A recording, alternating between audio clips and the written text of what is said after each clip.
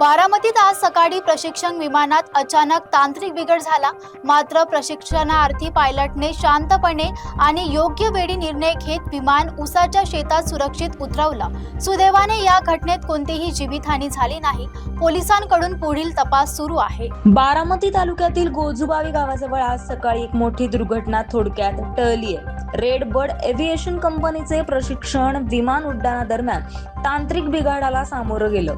सकाळी 8:30च्या सुमारास ही घटना घडली आहे। हवेतच समस्या निर्माण झाल्यानंतर प्रशिक्षणार्थी पायलटने प्रसंगावधान राखत जवळच्या उसाच्या शेतात विमानाची आपत्कालीन लँडिंग केली।